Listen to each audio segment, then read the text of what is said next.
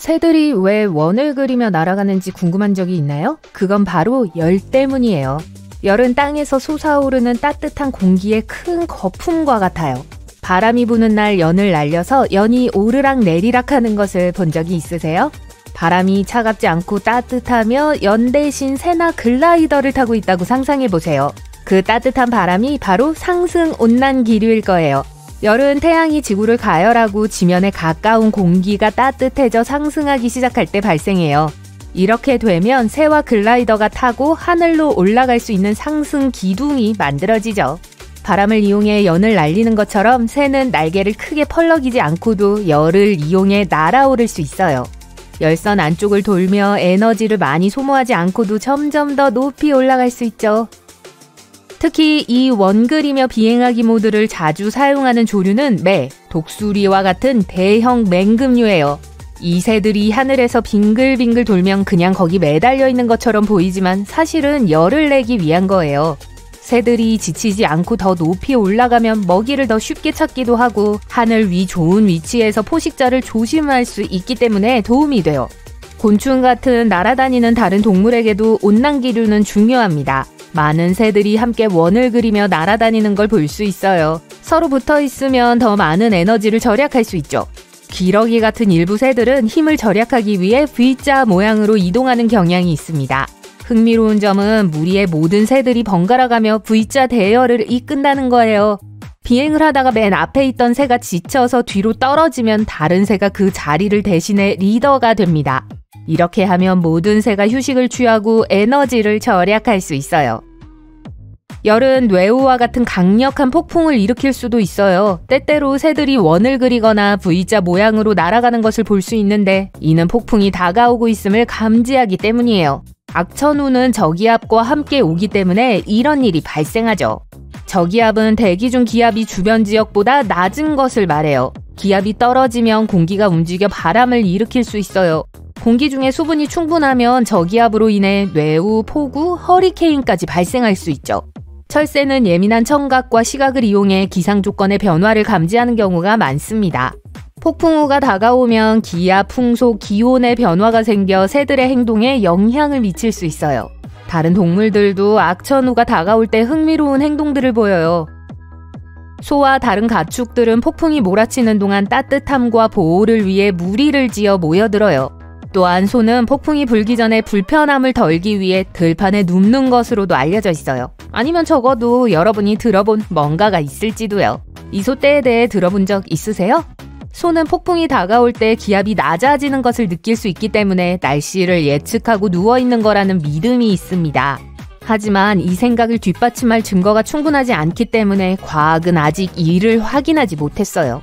소는 때때로 누워있는 것을 좋아하지만 휴식이나 사색 등 다양한 이유로 누워있는 걸 좋아해요. 따라서 소가 누워있는 것을 본다고 해서 악천후 때문이라고 확신할 수는 없어요. 다른 연구에서 소는 비가 오기 전에는 행동에 큰 변화를 보이지 않았다는 결과가 나왔고 다른 연구에서는 비가 올수록 더 자주 일어서는 것을 발견했어요. 실제로 소에게 물어본 사람은 아무도 없지만 소는 말을 하지 않기 때문에 이 점은 확실하지 않아요. 개구리와 두꺼비 같은 양서류는 자연현상에 대한 정보를 알려줄 수 있습니다. 개구리 울음소리가 평소보다 더 크고 길게 들리면 폭풍우가 다가오고 있다는 신호일 수 있어요. 개구리는 습도와 기압의 변화에 민감하며 폭풍 직전에 더 활발하고 큰 소리를 내는 경향이 있어요. 두꺼비의 경우 지진을 예측할 수 있다는 연구 결과도 있습니다. 지진이 발생하기 전에 두꺼비가 서식하는 연못에 화학물질의 변화가 생기기 때문이에요. 집안의 변화가 이러한 변화를 일으켜 두꺼비가 집을 떠나게 되죠. 과학자들은 지진을 더 정확하게 예측하기 위해 이러한 패턴을 연구해야 한다고 믿어요. 개도 폭풍우와 천둥을 감지할 수 있어요. 개는 대기 중 기압의 변화를 감지할 뿐만 아니라 인간보다 청각과 후각이 훨씬 뛰어나요. 폭풍이 다가오면 반려견의 행동에서 특정 사항을 발견할 수 있어요. 예를 들어 반려견이 더 안절부절하거나 집착하고 과도하게 헐떡이거나 앞뒤로 왔다 갔다 하며 안전한 곳에 숨으려고 할 수 있습니다. 폭풍이 오기 전에 개가 공기 중에 쌓이는 정전기를 느낄 수 있고 큰 소음과 번개의 밝은 섬광에 불안해하거나 겁을 먹을 수 있기 때문이에요. 개도 지진을 예측할 수 있다는 이야기도 있지만 확실한 증거는 없어요. 하지만 그런 증거가 없어도 개는 우리의 영웅이죠. 꿀벌은 기압과 습도의 변화도 감지할 수 있기 때문에 이 정보를 이용해 폭풍이 언제 올지 예측해요. 꿀벌은 벌집이나 군집에서 큰 무리를 지어 사는 사회적 곤충이에요. 그래서 날씨를 예측하는 것이 매우 중요할 거예요. 폭풍이 오기 전에 벌집을 보호하고 먹이를 구해야 하니까요. 따라서 꿀벌에게 악천후는 오랫동안 기다리던 진짜 휴가처럼 찾아올 수 있고 그동안 모아둔 먹이를 모두 먹으며 휴식을 취할 수 있죠. 어떤 의미에선 저와 비슷해요. 거미는 날씨에 관한 한 초능력을 가지고 있습니다. 거미가 날씨를 정확히 예측할 수는 없지만 거미의 행동을 통해 외부 기온에 대한 단서를 얻을 수 있죠. 날씨가 추워지면 거미는 실내에서 은신처를 찾아요. 따라서 집에 거미가 많이 보인다면 추운 날씨가 다가오고 있다는 신호일 수 있어요. 뱀이 지진을 예측할 수 있다는 이야기를 들어보셨을 거예요. 이 믿음이 시작된 전설은 기원전 373년으로 거슬러 올라가는데 그리스에서 큰 지진이 발생하기 전에 뱀과 다른 동물들이 그 지역을 떠났다고 해요. 멋진 이야기지만 이 이론을 뒷받침할 확실한 증거는 거의 없어요.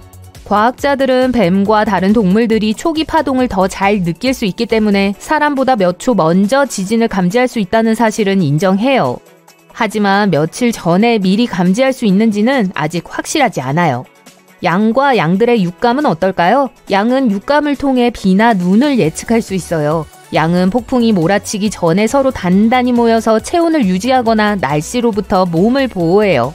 하지만 이 이론은 아직 적절한 테스트와 입증이 필요해요. 큰 폭풍이 몰아칠 때 늑대 울음소리를 들을 수 있어요. 많은 사람들은 늑대가 보름달이 뜰 때 울부짖는다고 생각해요. 하지만 일부 전문가들은 큰 폭풍과 함께 오는 기압 변화가 민감한 귀에 불편함을 유발할 수 있고 이것이 늑대가 울부짖는 원인이라고 생각해요. 하지만 늑대가 울부짖는 이유는 여러 가지가 있기 때문에 정확하게 말하기는 어려워요. 늑대는 위험을 알리고 짝을 끌어들이고 무리와 소통하기 위해 울부짖어요. 또한 보름달이 늑대를 매료시켜서 보름달을 보면 울부짖고 싶은 충동을 느낀다는 증거도 없어요. 하지만 영화에는 좋은 장면이죠. 상어는 허리케인이나 열대성 폭풍이 불 때 발생하는 기압과 수압의 변화에 민감한 귀를 가지고 있습니다. 일부 전문가들은 상어가 이러한 변화를 감지하고 안전을 위해 더 깊은 바다로 빠르게 잠수할 수 있다고 믿어요. 연구에 따르면 상어는 폭풍이 오기 전에 이런 행동을 여러 번 보인다고 해요. 다시 말씀드리지만 아무도 100% 확신할 수는 없어요. 그래도 다른 많은 동물과 마찬가지로 상어도 환경의 변화를 감지하고 이를 이용해 생존하고 번성하는 특별한 능력을 가지고 있어요. 보라색 일몰 살면서 한 번쯤은 보셨을 거예요. 일반적으로 불길한 건 아니고 빛이 이동하는 방식과 관련이 있어요. 태양이 만들어내는 빛은 흰색이에요. 프리즘을 통과하면 빨강, 주황부터 파랑, 초록, 남색까지 다양한 색상의 광파를 볼 수 있죠. 빛은 장애물이 없는 경우 일반적으로 직선으로 이동해요. 파란색과 보라색을 포함한 더 짧은 광파는 대기 중의 분자나 에어로졸과 같은 장애물을 만나면 더 쉽게 산란돼요. 일몰과 일출 시간대에는 태양이 지평선이 낮기 때문에 태양빛이 보라색과 파란색 빛을 산란시키는 더 많은 분자를 통과해야 하죠.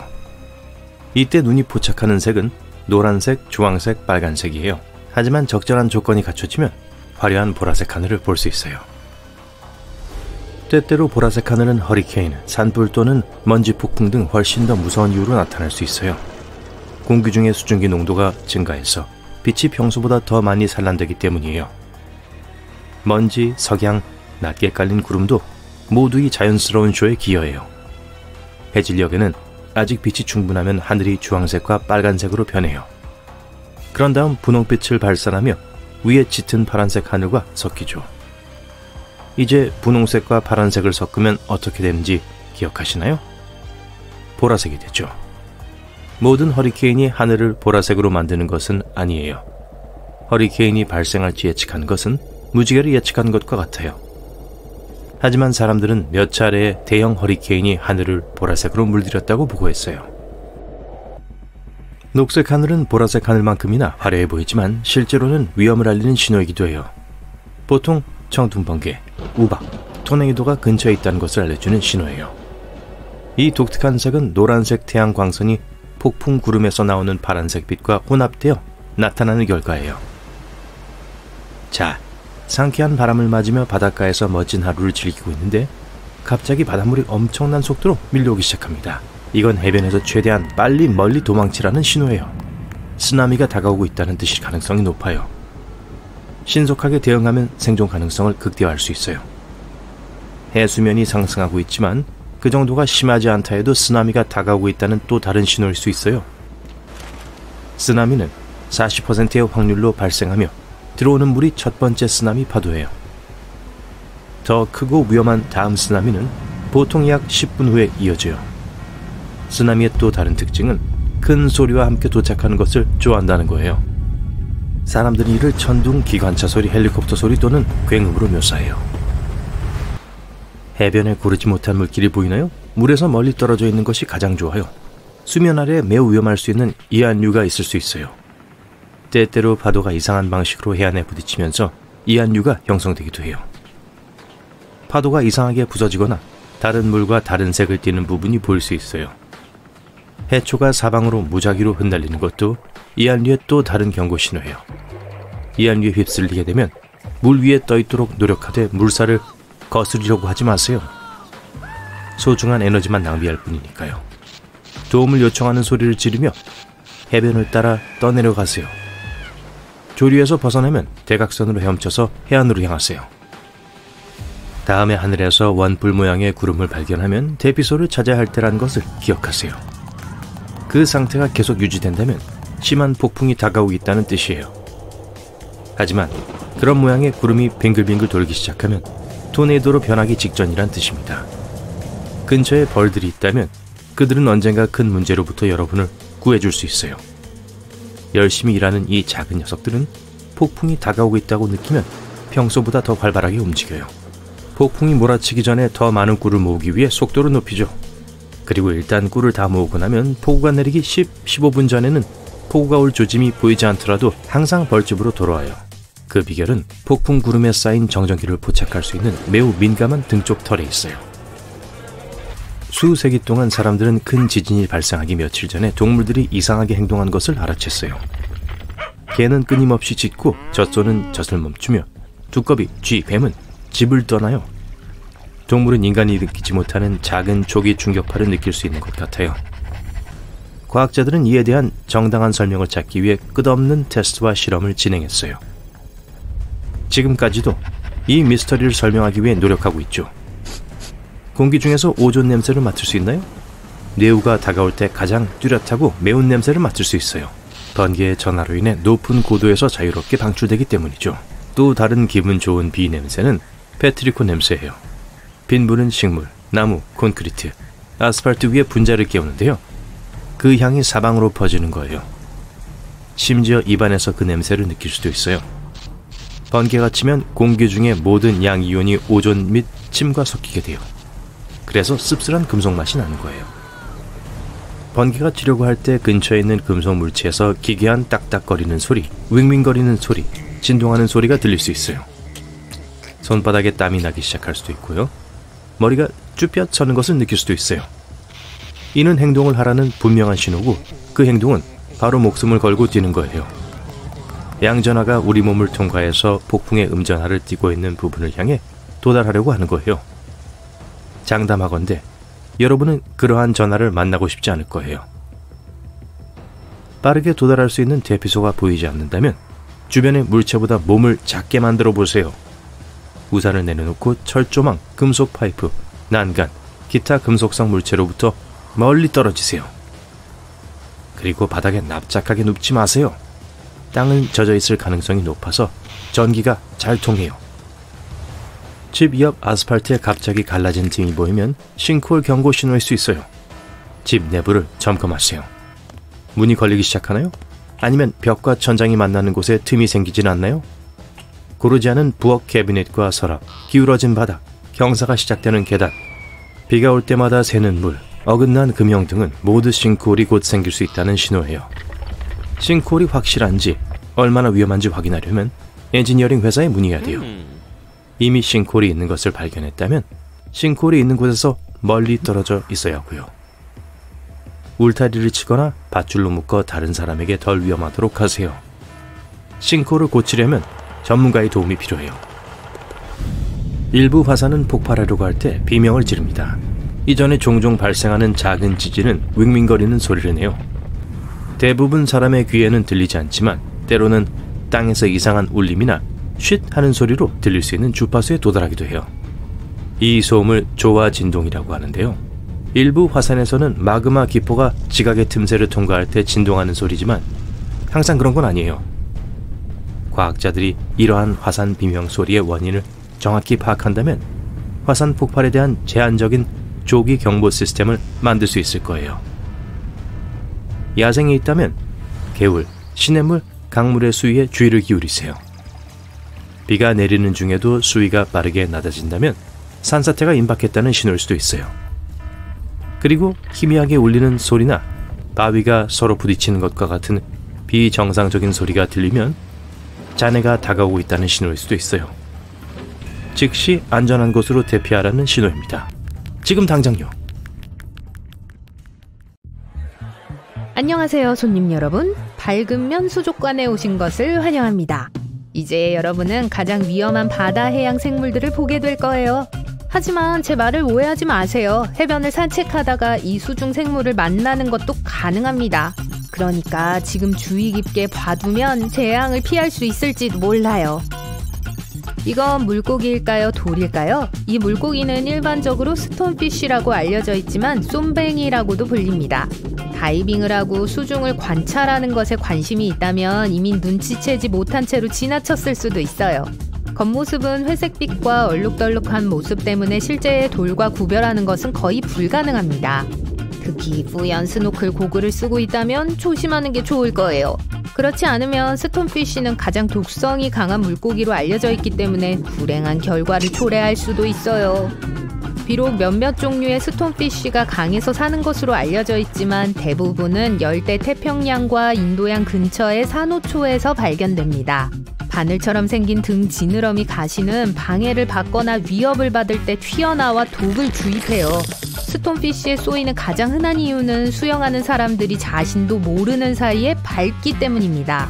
하지만 꼭 물속에서만 쏘이는 건 아니에요. 스톤피쉬는 물 밖에서 24시간까지 생존할 수 있기 때문에 해변에 있을 때 어디에 발을 디딜지도 조심해야 합니다. 스톤피쉬에 쏘인 사람들은 극도로 고통스러운 경험이었다고 묘사합니다. 독은 감염을 초래할 수도 있어요. 어떤 경우에는 쇼크와 마비를 일으키는 것으로 알려져 있습니다. 약간 충격적일 수도 있지만 이런 나쁜 평판에도 불구하고 제대로 준비한다면 스톤피쉬는 먹을 수 있습니다. 열을 가하면 독이 분해돼요. 그리고 독의 주요 공급원인 등지느러미를 제거하면 생선회로도 먹을 수 있어요. 이 동물은 공상과학 영화에서 나온 것처럼 생겼지만 진짜 존재합니다. 푸른 고리 문어를 소개합니다. 작은 크기에 속지 마세요. 팔을 포함하여 12에서 20cm에 불과하지만 몇 분 안에 26명의 사람들에게 큰 피해를 입힐 수 있는 독으로 가득 차 있습니다. 스톤피쉬처럼 파란고리 문어는 일본에서 호주에 이르는 태평양과 인도양에서 발견돼요. 일반적으로 산호초와 해저의 바위 지역에서 삽니다. 또한 조수 웅덩이, 해초, 그리고 녹조층에서 발견될 수도 있어요. 푸른고리 문어는 천성이 공격적이지는 않아요. 개나 새우와 같은 먹이를 찾거나 짝을 찾지 않을 때는 종종 바다의 잔해, 조개 또는 틈새에 숨습니다. 자극을 받거나 궁지에 몰리거나 만질 경우에만 인간에게 위험해져요.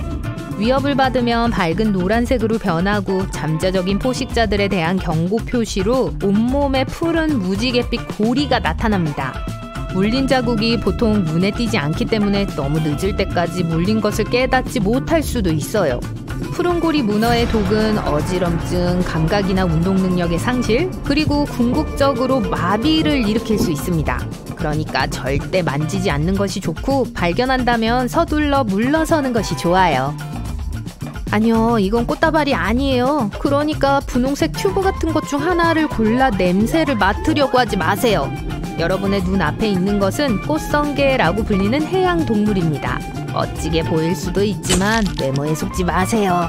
이것은 2014년 기네스 세계 기록에서 가장 위험한 성게로 이름을 올렸어요. 꽃성게는 인도 서태평양의 열대 지역에 서식하며 0에서 90m 깊이의 산호초, 바위, 모래, 해초층에서 발견됩니다. 가장 눈에 띄는 특징은 불가사리에서도 발견되는 발톱 모양의 방어 기관인 차극이에요.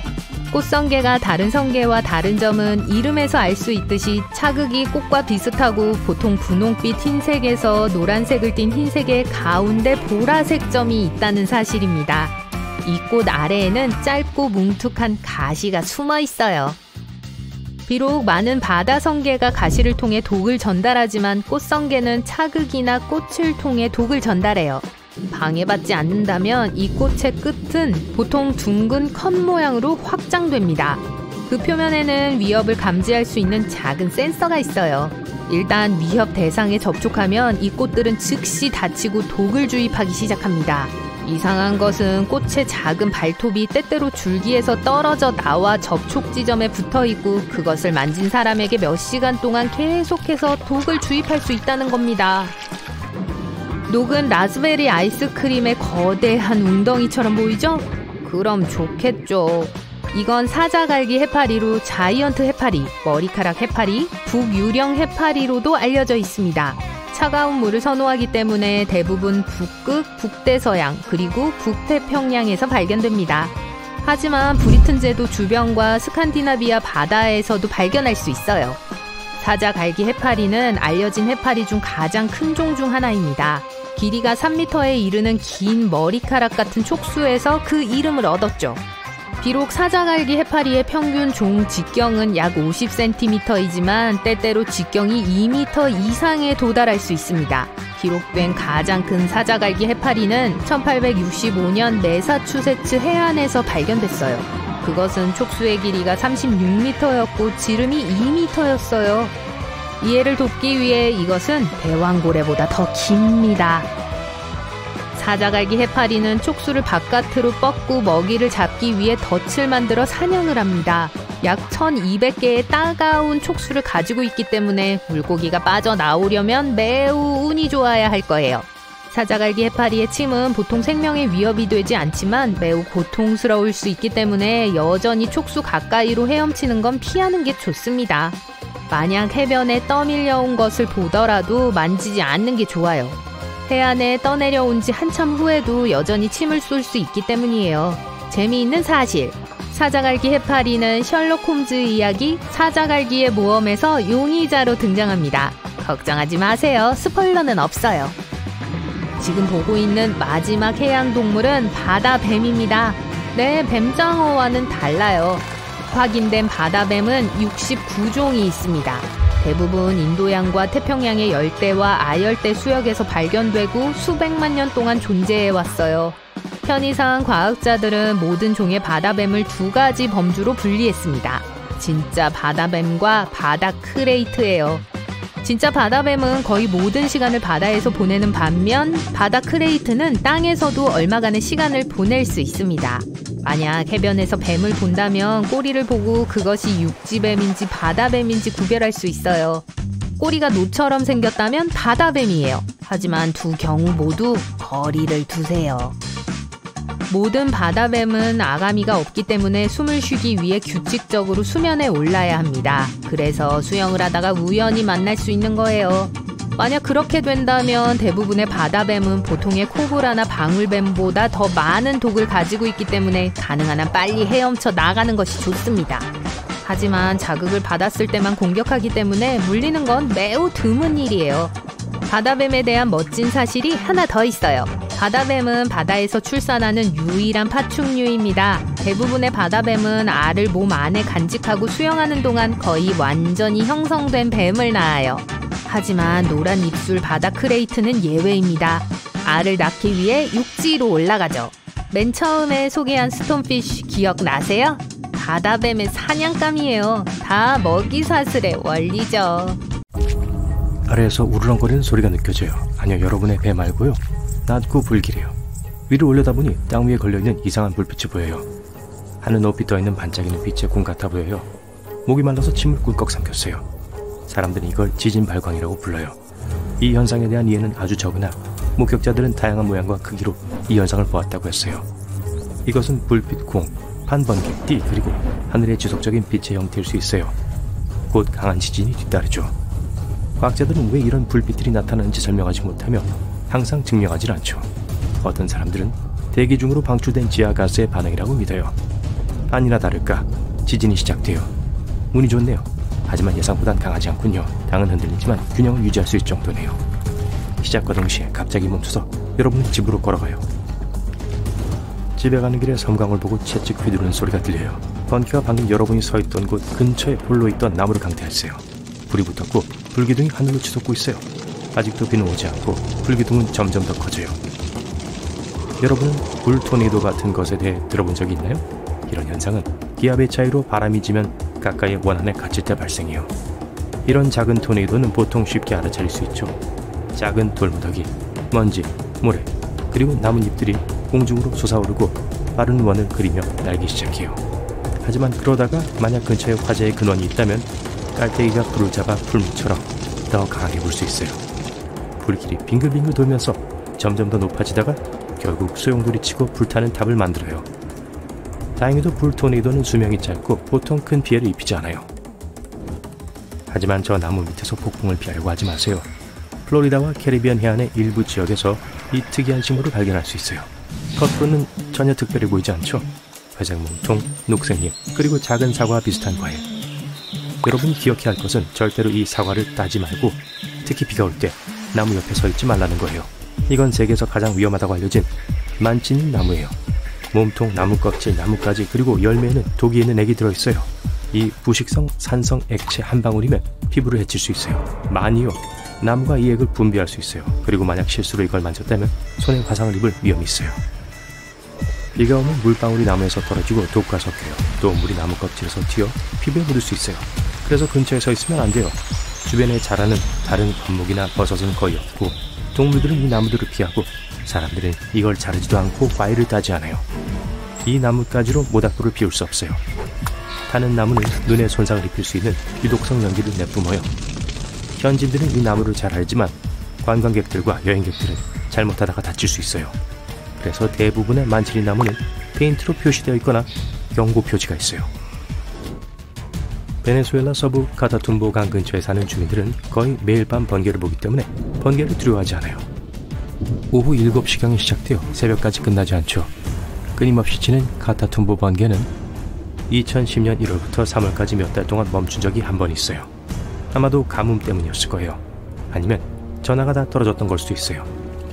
1991년 한 과학자는 이 현상이 그 지역에서 만나는 차고 따뜻한 기류 때문에 일어난다고 제기했어요. 또 다른 이론은 번개가 기반함에 있는 우라늄에 의한 것일 수도 있다고 해요. 모든 번개가 구름 안에서 일어난 건 아니에요.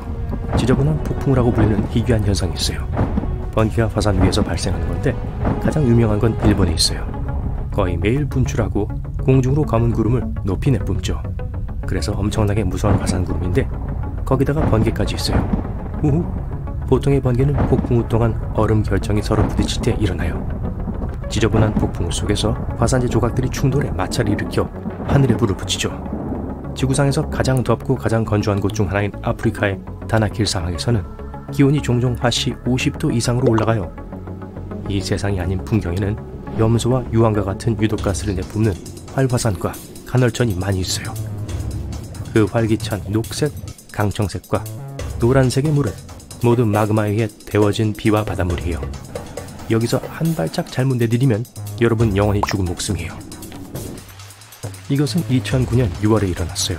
폭풍우가 내린 후 일본의 일부 지역 사람들이 집을 떠났는데 사방에서 물고기, 개구리, 울챙이를 보게 되었죠. 들판, 도로, 잔디밭, 그리고 옥상은 이 수중생물들로 난장판이었죠. 한 남자는 그의 트럭과 주변에 13마리의 잉어가 있는 걸 보고 충격을 받았어요. 몇 마리인지 세려고 멈춘 것 같네요.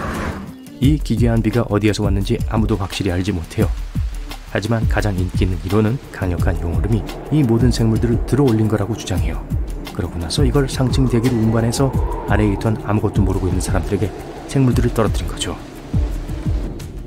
이제 캐나다의 아브라함 호수에 오신 걸 환영합니다. 완전히 얼어있어요. 여러분은 투명한 얼음 위에 올라서서 아래의 풍광을 내려다봐요. 물고기는 없고 그냥 신비스러운 얼어버린 기포들 뿐이에요. 마치 얼음에 얼어붙은 작은 구름이나 겨울 재킷을 챙겨 입는 걸 잊은 해파리 같아 보여요. 메탄으로 이루어진 수천 개의 작은 기포들이 있어요. 하지만 그걸 만지려고 얼음에 구멍을 파지 마세요.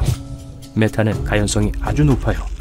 이건 메탄을 생성하는 박테리아가 나뭇잎, 풀, 곤충 또는 호수에 유입되는 다른 유기물을 먹어서 만들어졌어요. 메탄이 얼은 물에 닿으면 수만 개의 얼어붙은 작은 공으로 변해요. 얼음이 녹으면 터져서 지글거리죠. 비슷한 호수가 북극해 일부 해안 근처에서 발견될 수 있어요. 그곳의 기포의 크기는 열기구의 몇 배에 이를 수 있어요.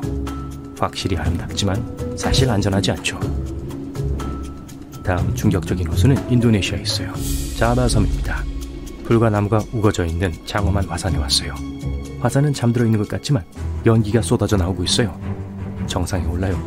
지치고 피곤하고 땀이 나고 여러분은 더위를 식힐 준비가 되었어요. 잘했어요. 정상에 올랐어요. 여러분은 화산 입구를 들여다봅니다. 끓는 용암은 없고 저 아래 아름답고 밝은 청록색 호수만 있네요. 오아시스 같아요. 상쾌하게 다이빙할 완벽한 순간이네요. 달려내려가 뛰어들 준비를 해요. 하지만 물이 아니라 산성물이에요. 유황가스는 화산 아래에서 호수로 들어가요. 호수 자체는 금속으로 가득 차 있어요. 가스가 거기에 닿으면 저 아름다운 청록색 물을 만들어내요. 제 말은 산성물이요. 가장 가까운 마을로 돌아가서 쉬었다가 날씨가 더 선선해지는 밤에 돌아오는 게 좋겠어요. 어둠 속에서 호수가 빛을 내는 것 같아요. 그 바로 위에 빛으로 가득 찬 폭발하는 작은 구름들을 볼 수 있을 거예요. 유황가스가 호수에서 나와 공기와 결합해 밝은 푸른빛으로 빛나요. 그래도 너무 가까이 가진 마세요. 바다는 불길한 붉은색으로 변하고 어떤 생물도 그 속에서 살아남을 수 없어요. 무슨 암흑 마법 같은데요. 사실 이것은 적조라고 불리는 특정한 색조를 물에 더해주는 걷잡을 수 없이 퍼져나가는 작은 해조류예요. 이것들은 해양 포유류, 새, 그리고 거북뿐만 아니라 그걸 먹고 사는 생물들을 파괴하는 독소를 갖고 있어요. 인간의 경우 이것과 접촉하면 호흡장애나 바다 식중독에 걸리게 돼요. 때로 심지어 거대한 배들도 이렇다 할 이유 없이 공해에서 가라앉았어요. 그 이유는 종종 수중 화산이 잠자는 동안에도 발생시키는 거품의 주머니 때문이에요. 이 생산적인 마그마 공장들은 물밑 2600m에 숨겨져 있어요. 깨어날 때 마치 육지 화산처럼 행동하고 파괴적인 쓰나미를 일으킬 수 있어요. 이 나무는 병처럼 생겼는데 어쩐지 병나무라고 불린다 했네요. 나미비아에서 자라고 많은 관광객들을 끌어모으죠. 하지만 이 나무는 지구상에서 가장 위험한 나무 중 하나니까 너무 가까이 가지 마세요. 우유 같은 액이 나무 몸통 안쪽에 흘러요. 이건 인체의 독성이 아주 강해요. 하지만 밝은 면을 보자면 이 나무들은 붉은 속이 있는 아름다운 분홍색과 흰색의 잎을 갖고 있어요. 우주 서쪽에 한때 감옥으로 사용되었던 나무가 자라고 있어요. 오랫동안 바오밥 감옥나무 안에는 범죄자들을 위한 감방이 존재했었어요. 보통 사람들이 임시로 하룻밤만 그곳에 머물렀어요. 그 후 최종 목적지로 옮겨졌죠. 이 감옥은 1500년도 훨씬 전에 지어졌고 오늘날까지 완벽하게 보존되어 있어요. 이곳을 찾는 관광객들은 안을 살짝 볼 수 있어요.